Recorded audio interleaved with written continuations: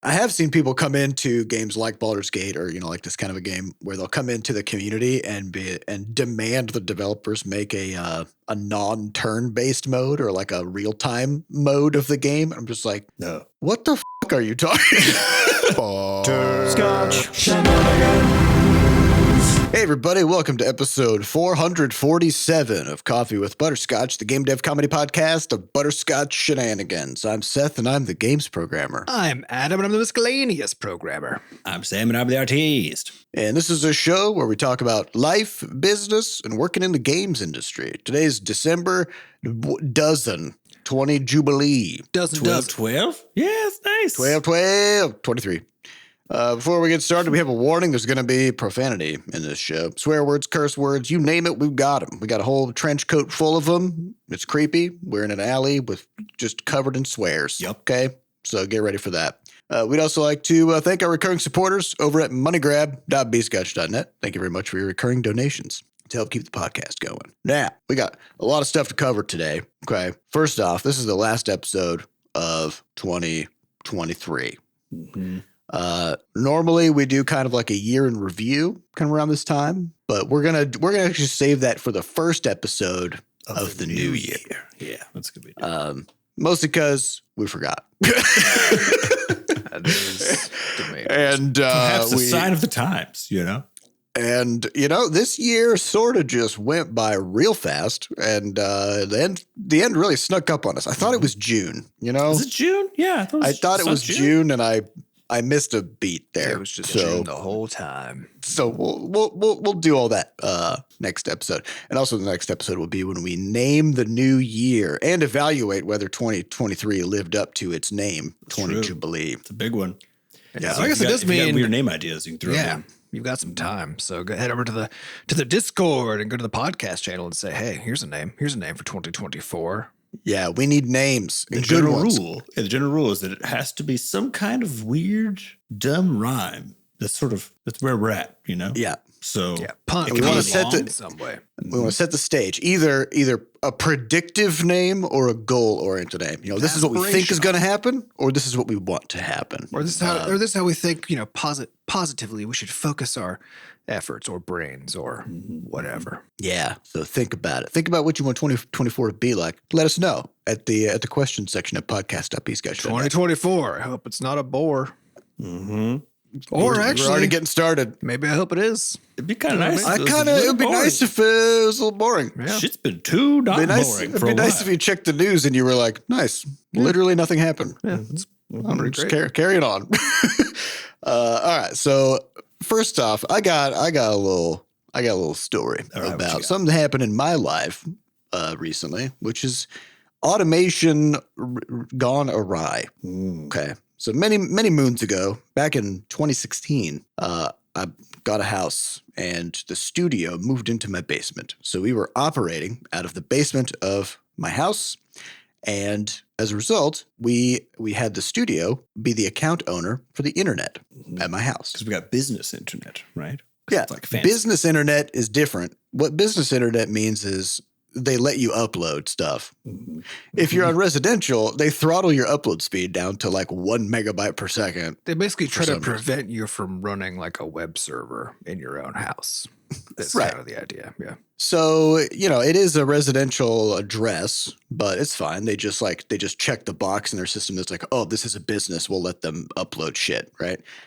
So we had a business account with Charter, and we had everything going on in the basement. As I recall, you couldn't uncheck the box though, right? Once it was checked. Well, this is where things started going weird. So we eventually moved to an office at the CET, Center for Emerging Technologies building. Was it like mid 2017 or 2018?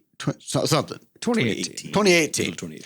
So after a couple of years, it's like, okay, we're moving out of the basement. Yeah, we were in your basement for a year and a half, and then we were in the office for a year and a half before COVID hit. So I'm like, oh man, I got to switch this business internet over to residential. So I call Charter and I'm like, hey, Charter buddies, all I need you to do is shut down this business account at my address and open up a non-business account at this address. And they were like, whoa. Oof. Oh, Jesus. I don't even know what the fuck you're talking about. So after about 3 weeks of phone calls back and forth, they were finally like, all right, we don't know how to do that. So we're just going to pause the business account. It's not active. It's not billing. There's no internet, but it's still there and it's still attached to your address. But we don't know how to get it off of there. I was like, all right. So they opened up my personal thing, my personal account, but the business account still exists, right? So now I've got 2 different fucking internet accounts at the same address, and they use the address to look up account information, right? So then every time I talked to them from that point forward, they had no fucking idea what was going on because they couldn't figure out how to get my account up because it always defaulted to the business one. Okay. So that was like the start of my journey. At some point I was like, God, I'm so tired of these people, because they also kept sending me emails saying, hey, you got to pay your bill for this business account. You owe us $0. You got to come pay it. So I would go and I'd be like, what the fuck is this? So I'd go to their website and I look, and just to double check, and they're like, yep, your account balance is $0. Amount owed $0. Your bill is past due. I was like, I don't know how to pay that. Right? Did you ever try to pay it just to see what I did, and they won't let you put 0 in the box. Yeah, sense. Like you can't do a $0 transaction. Why would that be a thing? So they kept, every few months they would send me a thing saying, you owe us no money, please pay it. And I'd be like, I did, I guess. I don't know. I'm continuously paying you no money, always, all the time. So eventually I was like, I need to get out of this toxic relationship. Switched over to AT&T, got myself a fiber connection with, 1,000 megabyte upload and download. Oh, for the same price, oddly, as 1/5 of the speed before. So great improvement. Kind of forgot about it, but I kept getting those emails every now and then where they're like, hey, pay us $0. So I thought obviously this is just some kind of stupid ass glitch in their billing software where they must have something decoupled where an account being closed and settled is not the same as it not owing you any money. Those must be 2 separate caches that they have.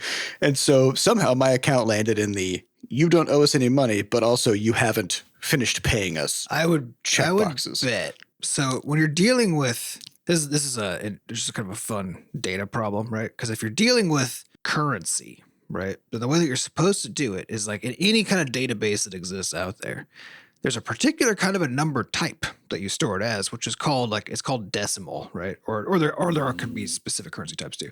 But the whole idea is that they're designed to do really accurate math while holding on to 2 decimal positions, right? Yeah. It works like money works, as opposed to like letting money you go works. into 3 you don't decimals. have partial cents, right? 4 decimals. Nobody gets out a potato peeler and shaves off the edge of a penny for you. When you and there's a reason that you do this, because if you don't do it this way, then rounding errors can cause money to disappear or appear. That doesn't actually exist, as we've seen in the movie Office Space. Exactly like that. Yeah. So, but if the person who was putting this all together wasn't aware of this fact and just went for more of a standard kind of a float field. So float meaning floating point, as in the decimal could be somewhere in the number, right? Yep.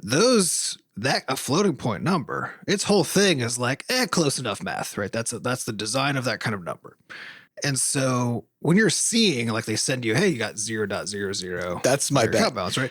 What they're actually showing you is a stringified, a text version of that number. The first 3 It's showing you the first 2 parts after the decimal, but there could be stuff after that, right? Yeah, that's what I was thinking. It's possible that I owe them less than 1 penny and they've never shown that to me, and you can't type that in when you're paying them. Yeah. And so I owe them an amount of money that neither they nor I can see, right? And such an infinitesimally small amount that it shouldn't matter, but computer, right? Computer doesn't. A number's a number, right? Yep. So this kept happening, and eventually, just this past week, so this has been going on for 6 years, right? So just this past week, I got a letter from a debt collection agency where Charter did this thing, which, this is what a lot of businesses do. They have large numbers of clients. They will bundle unpaid balances together and they'll sell those off to a debt collection agency at a huge discount.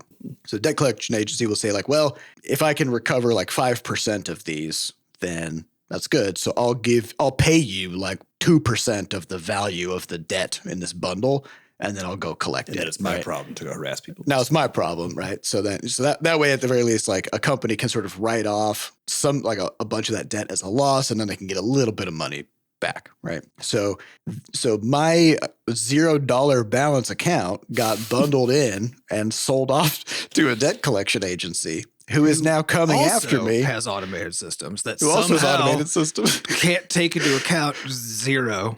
Yeah. So I got a letter from the debt collection agency this week saying that if I don't pay them, or already they're charging me $37 in fees for not paying them $0 balance. Absolutely out of control. The funny part was they literally sent me, they broke down the amounts, right? They're like, amount you owe, $0. Amount of interest accrued to date, $0. Amount you have paid, $0. Fees, $37. Mm-hmm. Amount you now owe, $37. Any fucking sense. At least it won't keep making. At least the interest won't keep going up while they try to sort this out. Well, now that there's a fee on there, now it will. You know what I mean? Now they'll put interest on the fee. But as long as they don't put interest on the fee, because of course if we do that, now there's a problem. So I'm sure it's they will. zero.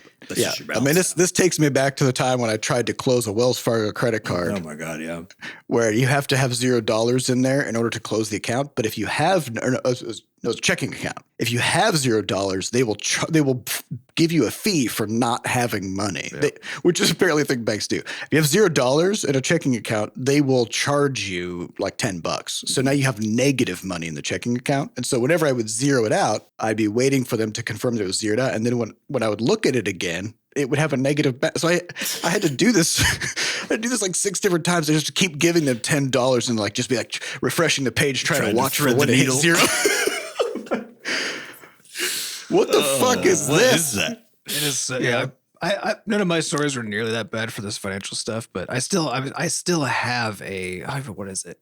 I had an account a while ago, back when I lived in Texas, for some kind of just trading, some kind of stock trading company. Mm-hmm. I never had that much in there, but at some point I wanted to close it out and move to a different company. So I did, or at least I thought I did. And then I discovered later that even though I went through the process of I went through the closing process where like as part of the closing process, like they route all the cash in there somewhere else and all this kind of stuff, right?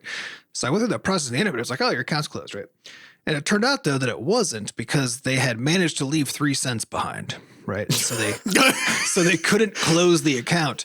But of course I'm looking at it, I'm like, I don't give a shit that there's 3 cents. Just take the 3 cents. You can just have it and close it, but also it is not worth my time to deal with. Go buy yourself something nice. That account still exists to this day, of just an account somewhere with 3 cents in it, because it's not worth my time to try to actually close it. Very literally, it's not worth your time, right? Yeah, so stupid. You can see the payout. The fact that I just thought about it right now was a waste of You've already lost 3 cents just thinking about it. Yeah, so that, but this is kind of like, it just shows you the kind of gaps that happen when you have fully automated systems with no human oversight throughout the process, right? And large institutions where nobody involved has any way to deal with what the system is doing, right? Yeah. Or their only ways to deal with it is just whatever the automated system allows them to trigger, right? Yeah. So in the case of like me trying to close this charter business account, if this was just like books, so it'd be like, sure, and they would just like cross out my account, right? But because it's part of this giant automated system that has a strong opinion about what it means to have an address and an account, right? And like everything's intrinsically connected. And so when they tried to just like change one account type to another account type, that was not something they'd ever planned for, I guess. And then, this whole thing happens. So, but it's like, yeah, if at any point any person looked at what was going on, where I'm being sent constant bills for $0, and then that money gets sold to a debt collection agency. There's like when they're bundling their debts together, they don't check the balances. Apparently. When the debt, they don't check because they presumably they have it's probably like in a fucking spreadsheet, right? And so probably somebody sums their columns to be like, okay, this is worth, X $1,000. I don't think a person does it. I bet a it machine just does it. Yeah. It grabs just everybody from the system who has bills overdue for some amount of time. And then but it doesn't. They don't do any kind of a check for what the numbers are that are in there. They don't do that when they're bundling. And then the debt collector doesn't check that when they're buying. That's what what's bothering me. Yeah, when they go to collect it, they're not like, is there anything to collect? Because they're just looking at the total amment, which is fine, right? I wonder if it's also because another thing that happens with these kinds of systems, right, is you can have things that are trigger based, right? As in because the question is, when do you check if it's $0, right? Because typically what you'll do is you'll look at when somebody's going to pay something. Actually, when somebody does pay something, right? And then you ask after they've paid, is the balance now $0? And if so, cascade a bunch of things, right? But when do you ask that, right? Because if their system, I can think of one time, probably doesn't ask when the number comes. I mean, it should. I'm not saying it shouldn't. Well, I'm saying maybe one time to check would be when you're about to email that person. That's a good time to do it. And tell them they owe you money. There's a whole bunch of good times to do it. But to me, the kind of fun thing about these, once you get over all the frustration and as long as they don't destroy your life, is they give you a peek into how their systems work, right? Because you're like, what would have to be true for this to turn out this way? And there's a whole bunch of really interesting sort of computer science-y things and then organizational things that would have to be true, right, to get you to this point that are just all kind of like a fascinating look into these systems and how they're designed and how poorly they're designed. Mm-hmm. Well, either those things are true, or every person in the chain is either incredibly dumb or doesn't give a fuck. Those would be the two possible things, or right? both. Or just all those things. All those things are true. Or structurally is not allowed to give a fuck, which would probably be my guess too. I think that's the main thing, yeah. Because if you try to call a customer service rep to be like, hey, I have a bill for $0 that keeps coming up, they're not going to be able. They don't to have the tools to solve because that. It's if it's a bug. If it's a bug in the software code, who the fuck do you talk to now? About no one. You don't get to go talk to fucking call up the CTO of Charter and be like, yo, you got this billing weird people for $0. Yeah. Did you know that?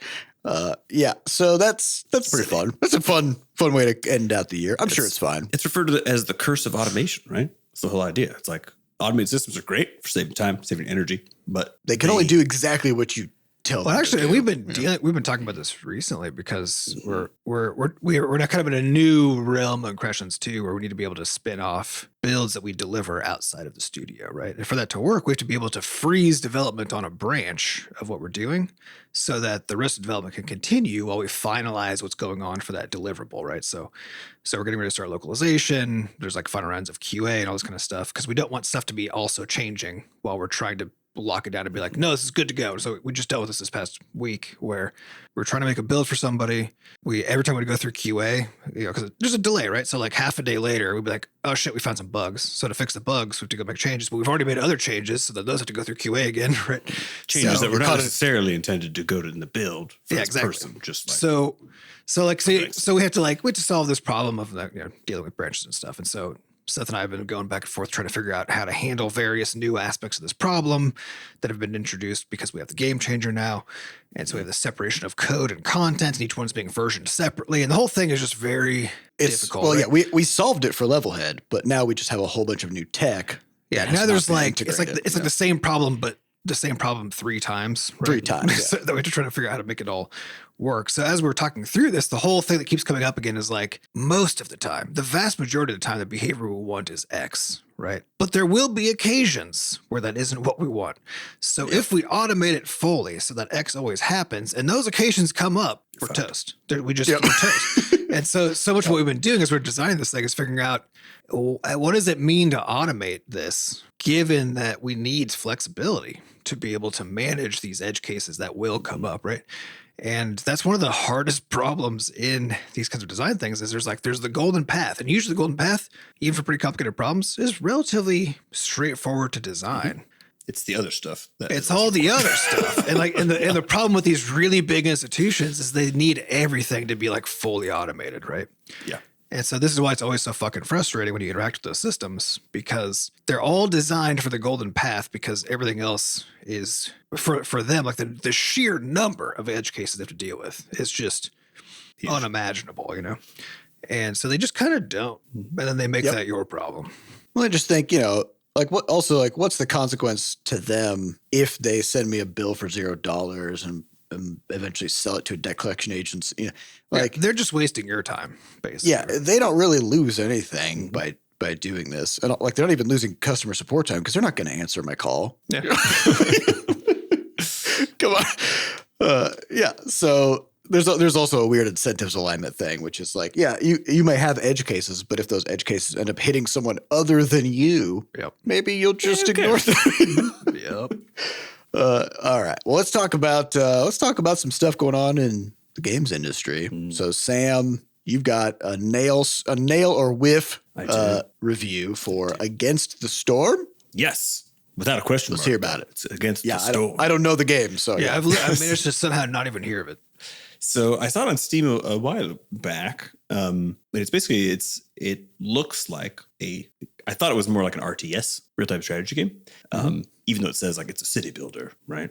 But it looks like the way there's so many people moving around and stuff that it seemed to be, and you're like clearing forests and things like that. And I thought it for some reason just kind of felt like an art. It looks like a StarCrafty, Warcrafty sort of thing. And I saw it and I was like, it looks interesting, and it's got like a weird fantasy theme to it, where essentially it's like the world, it's kind of like post-apocalyptia in like a fantasy universe. And there's this storm that is just constantly happening, and it sort of ebbs and flows over the course of time. So sometimes it's sunny out, basically it's sunny out a quarter of the time. And then the rest of the time you're basically trying to keep a hearth going so your people don't lose hope and leave your encampment, right? Okay. But what's fascinating about it, the reason I want to bring it up is one, they nailed it. And what they nailed, though, took me a second to figure out because I've never seen it before.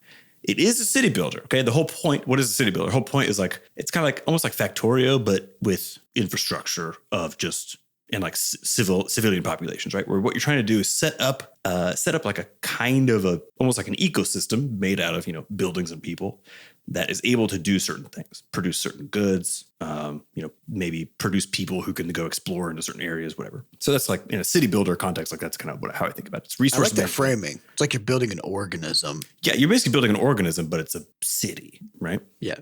And so figuring out what capabilities it needs to meet whatever objectives you have is kind of always the thing about city builders. I personally have never enjoyed city builders. I'm not really, I don't play Cities Skyline. I don't play any of those things. I always find them a bit more tedious and too open in the sense of like, I don't know what I'm doing this for. You know what I mean? I need some purpose. So what's fascinating about this is the design is brilliant. Okay. Like brilliant, because what they do is they basically marry that core idea of like a city builder, which it really is kind of like crafting an organism piece by piece that could do a certain thing, with like a roguelike progression system where essentially every few minutes you get a directive from like essentially the queen. It's almost like paying tribute back to like an empire thing. You get sent out to establish a colony, and then every few minutes you get an objective from the queen, but you can choose which objective it is. So they might be like, hey, just give us like 50 pieces of wood in exchange, the queen will send you this stuff. Or you can choose to like make it so that your people, your humans are like really happy for like at least a minute or something like that. And then you'll get these rewards. So then the choices you have are essentially randomized as you go. Yes. Like a deck builder roguelike. It's like a deck builder roguelike. Yeah. And then as a result of completing those objectives, then you get to choose a new kind of building. The new buildings might offer new services for your people. So like a tea house, for example, that a certain kind of your people might really enjoy, that meets their needs for like entertainment, whatever else, keep them happier so they don't fucking bounce out of your camp when, it gets dark. And then, or they might offer you like a lumber mill, which can produce a bunch of different things. And one of those things is a thing that then in your next objective that comes down is one of the options, right? Of a thing you can choose to do. So you're essentially tailoring this community to fit these objectives that you are choosing, right? So you're sort of like, it's like a call and response thing where you pick a building, a new objective suite comes in, you pick which objective you're like, I think I could do that one. That seems good. And then your goal is basically to get enough reputation by clearing these objectives, as well as doing stuff in the world that essentially the queen recalls you and is like, all right, time for, good job, time for another one, right? Somewhere else. So you're basically setting up these little communities, and it's like the design is really good. I haven't had a game like this where it gets that sort of brain hooks in you thing where I sat down to play it and I was like, Google set an alarm for, like 40 minutes. Alarm goes off suddenly. And then when I look up, because I was like, okay, let me just wrap this up. Another 40 minutes. I haven't had one of those in a while where like once you get into it, there's so many things to optimize, do and choose and all that stuff. It's very well done.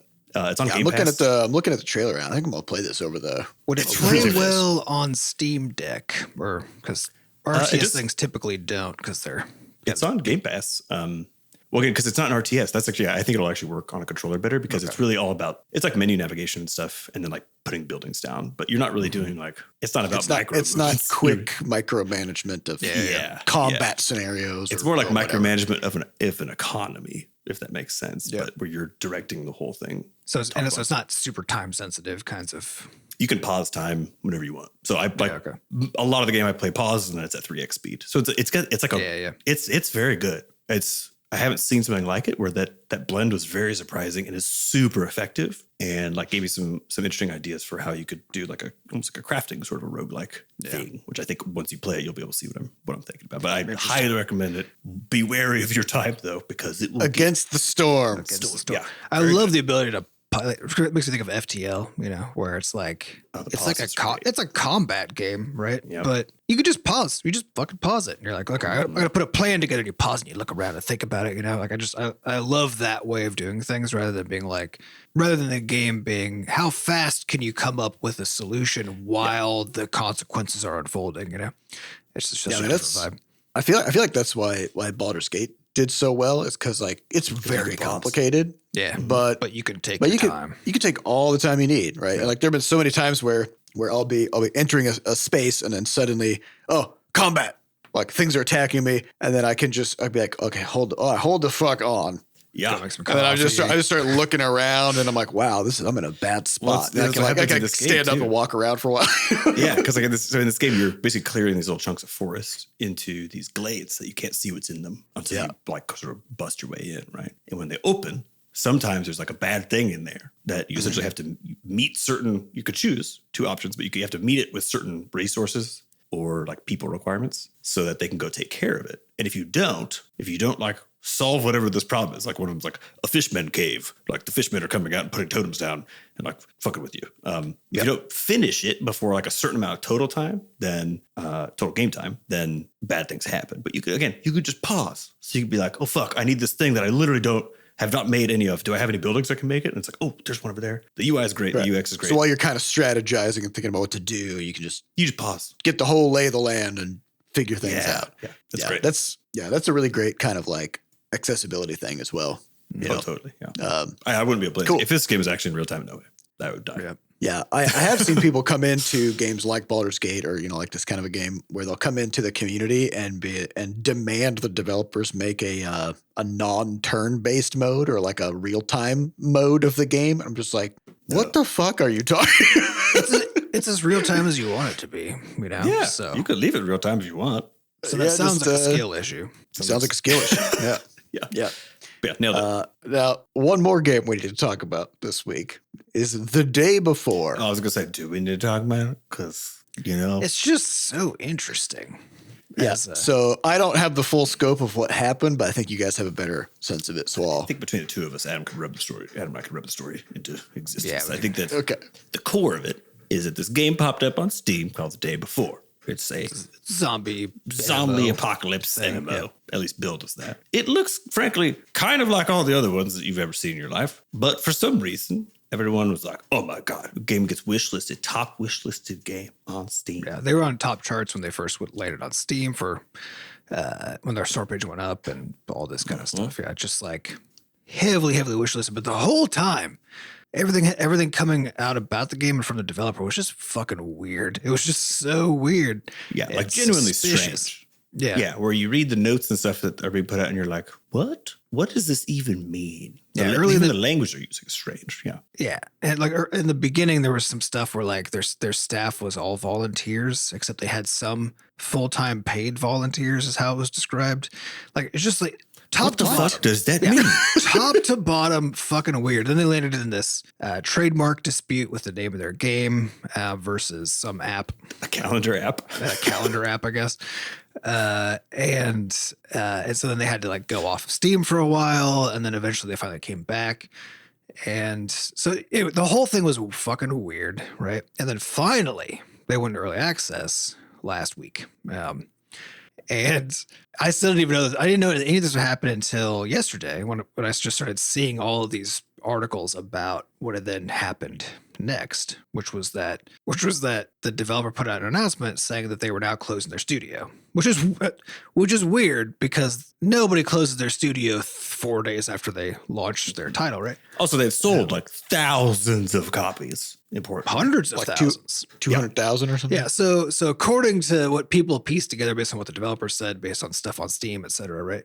The best guess is they sold north of 200,000 units, which is a lot 40 of bucks, units. right? I think it's $40 a pop. Something like that, yeah. So like they made infinite money off of it.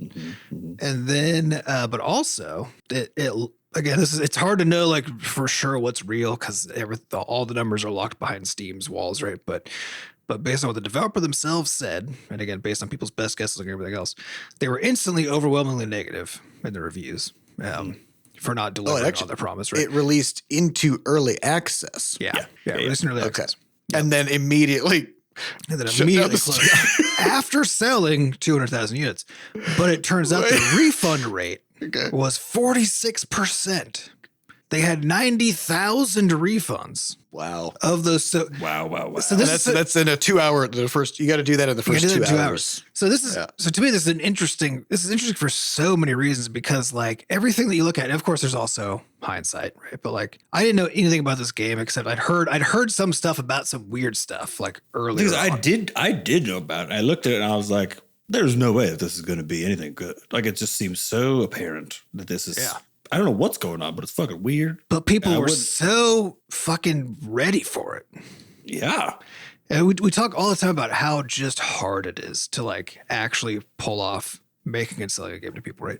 But the hardest part is actually the selling of the game normally, right? Mm-hmm. Here, they just got to sell the game. Like that wasn't a problem, right? Mm-hmm. Despite everything. So this is one of those like those weird, because like there's always an edge case. Every time people are talking about, oh, here's the rules to how you're successful, right? And this is like one of those like just amazing edge cases where like as somebody who like is in the industry looking at this game, every signal you're getting is like this will do nothing. Nothing is going to happen here, right? But instead, what happens is the top of the Steam charts before the moment the store goes live. It's being talked about constantly by all the biggest news sources, right? The ones that we can't get to talk about our game ever. Like that. It's like that's the stuff that's happening, and all this weird. The developers like constantly saying PR weird stuff. Yep. Yeah. So like so nothing like positive is actually happening. Right. And everything that's being delivered is like is an under delivery of some promise. Right. Mm-hmm. The whole time. And the end result is it launches into early access and still sells 200,000 units when the whole time that was true, they were seeing it overwhelmingly negative, right? And we're always, we're constantly worried about our Steam reviews and our score. Like, and we saw this with No Man's Sky too, right? Where like they still, a year after launch, they were overwhelmingly negative and they were still selling like 10,000 units a month, right? And the thing is, Steam, according to Steam's algorithmic stuff and what they've revealed about it, they say that they do suppress games once they are negative or overwhelmingly negatively reviewed, right? Supposedly. Yeah. They don't care if you're mixed or above. They're just like... Well, but suppressing a game that has several 100,000 buyers in a few days, like the suppression cannot possibly be so drastic as to counteract that amount of movement. I mean, obviously, right? Yeah. And like if I look at the trailer for this game and some of the screenshots and stuff, it's like they did a really good job of just aping trailers for AAA games. Yeah. Totally. Well, and also and as you say that, in fact, they did such a good job that most of the critiques they had up until this time were about how they just literally stole the exact like beat for beat format of like Call of Duty trailer or something, right? And that was just like true across the board. Like everything they did, like you could like find out in the world some AAA title that they just like yoinked that thing from, right? So they did basically everything you're not supposed to do, everything except have what looked like a hardcore zombie shooter, right? Yeah. Like, but also in they use the combination of genre keywords that are basically like the things that people buy on Steam, right? It's like post-apocalyptic, survival, MMO, open world, zombie shooter. Yep. Zombie shoot. Like they just just take all of the words that are associated with the genres and styles that sell the best, put those in a row in our description, make a trailer that looks like a AAA game, and then kind of regardless of what's in the game, you're going to just sell 200,000. Crazy. Yeah. Which is it's wild. crazy. And we see this on mobile with like those mobile ads, that we've all seen, where the mobile ad is some little game that you watch or you even can play because of how cool ad and it's just it's just random. It has nothing to do with the game. And so then you click through and go to the game, and then you start playing it to figure out, to try like get to the stuff that has that looked interesting, and it's not even in there, right? And that's just allowed. That's just a thing you are allowed to do. And it's got the same vibe as that, but I just haven't seen that before on a PC game on Steam with this level of exposure. Yeah, this is the same problem that I had with my debt collection, which is that a long time ago, Valve used to actually have people look at each game that was coming to Steam. As a developer, you would have to contact Valve and you say, hey, I want to put my game up on Steam. And they'd say, great, send us a demo and we will evaluate whether we think it's a good fit for our platform, right? I actually did this back in 2011, I think it was. When I first was getting started, I was like, I've made a little game. Let's see if and the developer was like, nah, this piece of shit. I don't want this. Which was the right call, So now, and like there was that transition period where they had the green light concept where like you would pitch your game to the Steam community. And that's how Crashlands got on there. That's how Crashlands got on there. Yep. And then nowadays it's just, hey, give Valve $100. Is that right? I think it's still $100 per game. $100, and then you can launch your game. What's fascinating about this though is that you do still have they do still have manual checks happening, at least with regards to like certain parts of the process. Like when you first put your store page up, it has to go through a review on their site. Yeah, but are they playing the game? Well, when you get the build, when you basically have your like go to sale thing, your actual you can actually buy the thing now. There's also a review step, and so this to me is like the surprise to me, because again the game has 91,000 refunds. Yeah. Which is more refunds than most games ever have sales. Refunds are not free to process as a platform. Yeah. Those are not free. That's one of the things that goes into your 30% cut from Steam is the cost to them of managing refunds and all that kind of stuff. Yeah. And so what's surprising to me about it is just that Steam does not want to have a store that has like essentially scams on it. Because the reality is that, one, it removes people's ability to trust stuff across the whole store, right? Which is really bad because people will be less likely to purchase stuff. But then, think of all the reasons that when you think of mobile games, you mostly think of scams, right? Like that's Steam is trying to not fall into that same camp. Yeah, but apparently not very hard though. Because I'm like, okay, so there's no way. The whole industry is talking about how fucking weird the situation is. They do have to do a review step before someone at Steam, is basically what I'm saying. Somebody said, yeah, you can put this on sale. Mm-hmm. But they can't possibly be playing the game. But they can't. Like they literally can't. Because there's how many games come out a day? The game is real. You can play it, right? But it doesn't do what it says in the tin. Also, doesn't work. So I'm just, that's what I'm saying. That's probably where the disconnect is, because let's say somebody from Valve was like, all right, we got to review this game. They boot it up and they're like, all right, well, it runs. It's definitely terrible, but it runs. And we don't have a mandate to never have bad games on Steam. No, there's lots of bad games on Steam. Right? Mm-hmm. That's not against their policy to have an absolute shitty piece of shit game. Mm-hmm. But there's a line though. I have to wonder if there's a line there where they're like, this is so bad that we just can't do it, right? It's like too much of a risk. We would lose money on refunds and stuff, right? But they still probably made money because they would lose money because because if it was $40 a pop and they sold 200,000 units, that'll cover the 91,000 chargebacks. Yeah, Steam made what, 20 million? That can't be right. $200,000 times 10 is $2 million. So about 4 million times 4 is, if it was $20, I don't know how much it is. $8 million. So Steam just gets $2 million, right? Yeah. I mean, the incentives are a little funky. The incentives are localized. It's what I'm saying is in the broader scale, you do not want this happening on your store, just straight up. Like if you start, you know what I mean? Like eroding. Looks bad. Yeah. It's just not. Honestly, I don't think it matters. Like, people are going to be pissed off at the devs who did this. They're going to generally be like, well, more greedy devs, Steam devs. let them refund. You know? Right? Yeah, that's true. Yeah. Because like the conversation in the gaming community is always about the developers. Yeah. Like nobody ever talks about the platforms. Yeah, that's true. Nobody cares that Xbox let a bad game through. Well, I mean, it's fair because it's like, again, your definition, what you like is not like there's that problem with whole defining bad. But I think what's so strange about it is when there's very public knowledge and discourse around like how weird, like just a bunch of weird shit about this. And you do have these manual review checks where you're looking at what they say about the game. You can look at the game and they are not they're not saying that they have what they have. You know what I mean? Like, is there not a responsibility? This is where I was like, this is just like my debt problem, right? Yeah, like, but Steam is also to a huge extent avoided having to draw because Steam's whole thing has been repeatedly they're like, well, yeah, they try not to. If we don't let X through, it's because we have to have chosen a boundary and we don't want to be arbitrarily making those decisions. And so for us to kick out this thing that obviously we want to kick out, right? We would have to be able to say exactly, here's why. And once we do that, there may be other things that we actually don't want to kick out. Yes, but that technically also fall under there. And so Steam's thing the whole time has been, because we saw this with it's a very libertarian approach, right? It's like, exactly. Yeah. It's don't meddle, just let people do what they're going to do. Yeah. And the idea is like, they're like, we'll let people give refunds and we'll have ways to like suppress the game on the store so that people just have to look for it on purpose. And like, that's been there, which I'm not saying isn't necessarily like the right move, right? But this is consistent. Or the wrong one, yeah. This is consistent, though, is what I would say, with Steam's whole approach, which is a very let the consumer decide approach, right? Yeah. Well, I have to wonder because like one of the huge components of the reaction to this game is the fact that 2 days after launch, they announced they were shutting down the studio, right? Yeah. But up until that point, it's very much a No Man's Sky situation. The game is not as advertised, right? And that is the crux of the problem.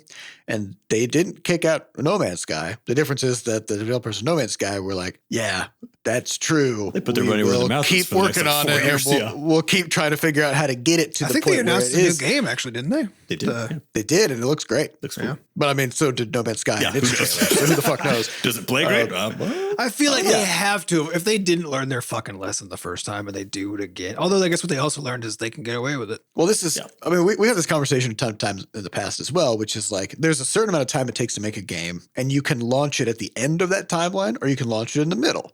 And No Man's Sky launched in the middle. They weren't done working on the game. They still had 4 more years of work to do. They just didn't think they did, right? But like for us, when we launched Crashlands, we had another year left of development. We didn't realize it, so we launched it in January 2016, and then we worked on it for a whole extra year, adding controller support and all if kinds it of completely flopped, like we would have. That would have been which that's the benefit of launching in the middle of development. Well, which is that MVP approach, right? The problem is like certain things don't work well for MVP styles, right? You actually haven't hit the M part. Exactly, right. Or you haven't hit the V part. You're on an NVP, a non-viable product, Yes, right. So you got to transition from the NVP to the MVP. And so in the case of the day before, like to me, like looking at this up to the point where they announced that they were going to shut down the studio, I was like, this is just another No Man's Sky situation. But then at that point, then it's like, oh no, they're literally just saying, yeah, fuck everybody. We're just going to cut and run. See ya.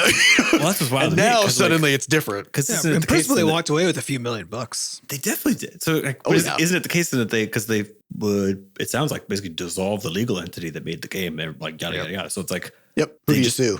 And also, who does the suing? Because like if you've got all these people who spend like $20 or $30 on this game, like nobody's gonna get a lawyer, and like you would have to do a class action suit, and class action suits are only good for the lawyer. Like they take 35% or whatever the fuck, and then ultimately it'd be like years would go by. But I think they would try to get the money. The fact that there's like no damage done to you and Steam lets you get a refund, right?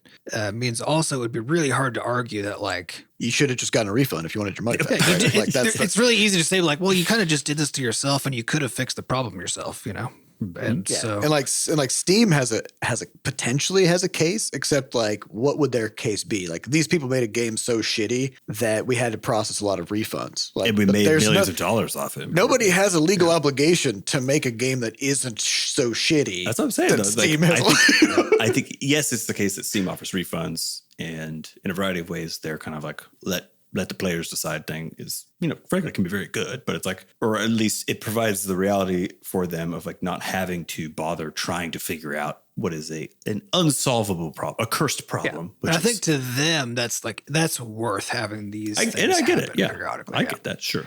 We're just like, we get a black eye now and then because something very unfortunate happens, but this is the worst price of freedom. This is definitely the worst one I've seen though. Cause like most of the time the dev team is like you said with No Man's Sky, the vast majority of times you've seen a game like blow up that wasn't actually good. You don't see the team doesn't fucking dissolve the studio and disappear into the mist. Like this is a different kind of a thing. You know what I mean? That's just.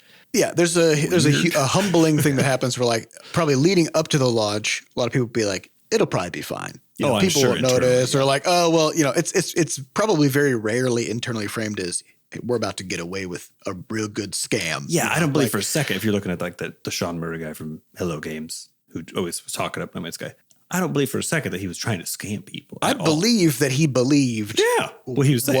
what his game was going to be and what his team was capable of. Or even that people would understand his hyperbole, which is also a thing. Kind of like Google's fucking AI demo, right? Exactly. They're like, if people are gay, it's not like real, it's fine. We're doing this knowingly. We're like, they literally just lied, but I can see how the people involved honestly didn't think that's what they were doing. They honestly thought they were putting together like... They were like, we just want this video to be snappier. This like aspirational kind of snappy video, demoing the idea, the vibe, right, of what they were trying to accomplish. Yeah. And like we've always talked about with marketing, like marketing is all lies because you're manufacturing an artificial representation of the thing that you're making to sort of like boil it down to the essence, which is a lie. It can be a good lie or it can be a misleading bad lie. Right? Again, I don't think it's a lie by default. I think it's lossing. It's not a lie. It's just lossing. That's what I mean. Is that it's not. It can be a different shape. It can essentially become a lie by in the effect of compressing the message down. You're not actually communicating what the thing is that you started with, right? That's where you're communicating something else, right? It's just something else entirely. Yeah. And there's things you can do, like for example, on a trailer, you'd be like, not actual gameplay footage. Easy peasy. Just put that fucking thing down at the bottom. Like if Google had just put a little thing down, it's like not real time footage. This is edited, right? If they just put that there, then people would be like, oh, how is it edited? And then they would look at me like, oh yeah, that's what I figured, right? But instead, it's like there was no disclaimer. It looked like that was what it was doing. It wasn't doing that, right? Yeah. So, but again, like that's to me, it's the whole thing about this is so weird because it's not even that it just is obviously a scam either, right? Because the end result is basically a scam, right? That's basically what happened, right? But looking through the history of the things that happen, all that kind of stuff, it's like the most weirdly performed scam, like if you were trying to do a scam on purpose, you could have done it so much better, and I hear what you're saying. Right. So that's what I can't like, is it just a poorly done scam? But that's still, because poorly done scams can still be pretty lucrative, right? Is it just like a poorly done scam? That's why it's so weird. Or is it like just a poorly done game? Or was it just weird? Or was it just weird? Where the end result? Because like the fact is like those developers were incapable of making the game that they were trying to sell. They were it was not possible, right?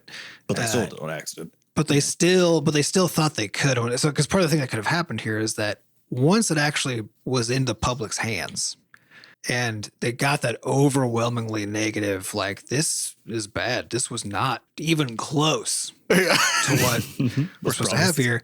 And the dev team was like looking at that outcome and they were like, we can't No Man's Sky this, right? Mm-hmm. Like they're just like then what everything do you do, kind of right? reality kind of hit them. Yeah, I could see how there I'd be like, but this was like, that's one of those like pull the plug. Yeah, that's one of those big mistakes that's so big that you can't actually recover from. So yeah, I get that. So that pulling the plug actually isn't a bad move, right? So yeah, to me that's the thing. The story is just so interesting because it's not just a scam. It's not just a badly done game.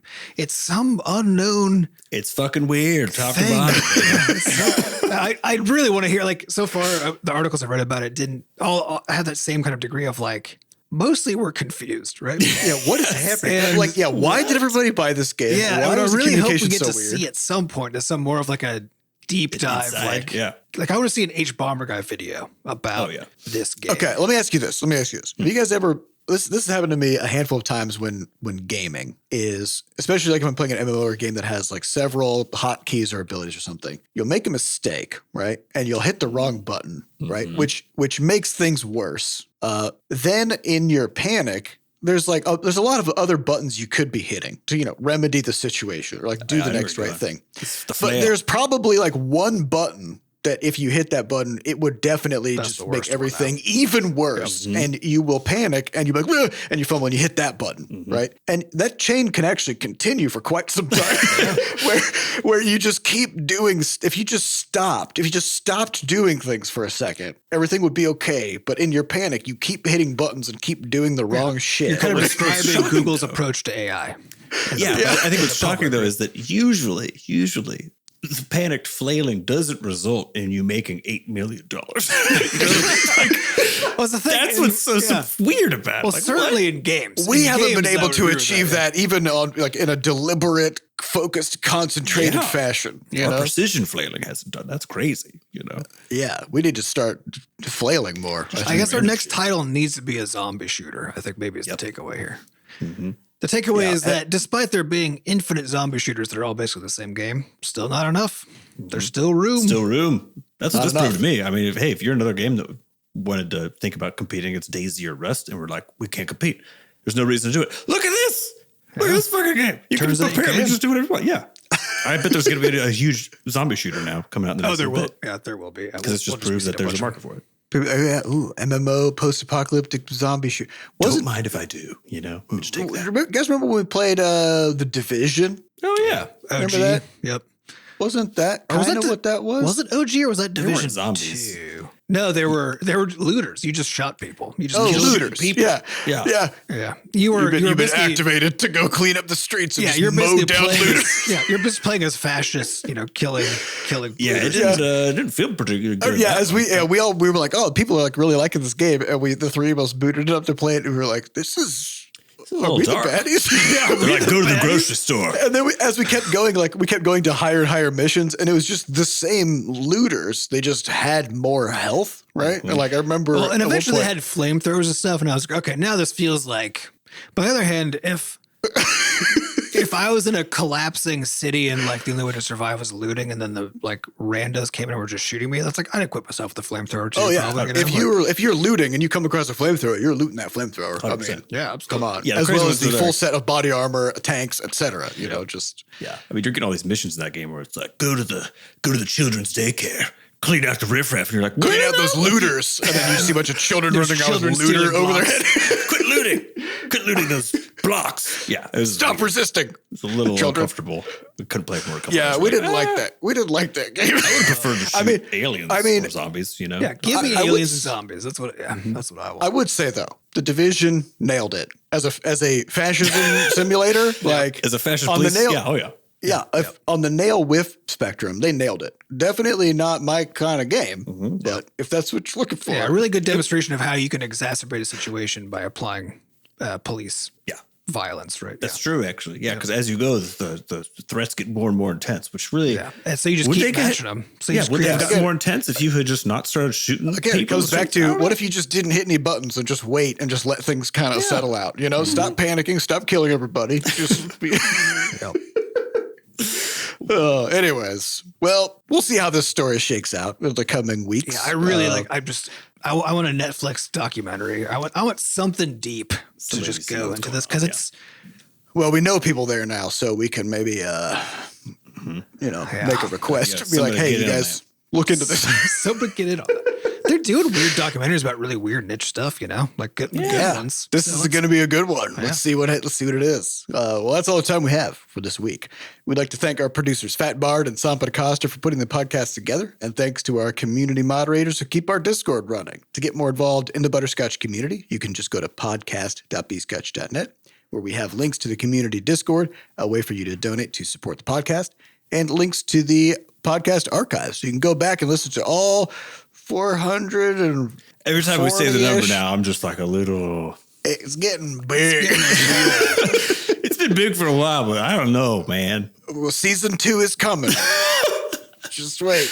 We're almost wrapping up with season 1. So, anyways, and as always, head on over to Steam if you haven't already. Give Crashlands 2 a wish list. It is not a scam. It will exist. Yep. You will be able to play it, and it will be good. So, It will be as advertised. It will be as advertised. Actually, no, it'll be better than advertised. There you go. It's lossy. That's true. We actually that is the challenge. We have a hard time capturing, all the great stuff in the game. We can't in a short trailer, make it look better via marketing. It's not even possible. It's just so Yeah, good. it will only look better than the marketing.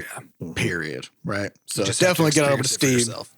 yourself. Give Crashlands 2 a wish list. It helps boost on the algorithms and the charts, all that stuff, and we'd appreciate it. So thank you all for listening, and we'll see you next week. Goodbye. Bye.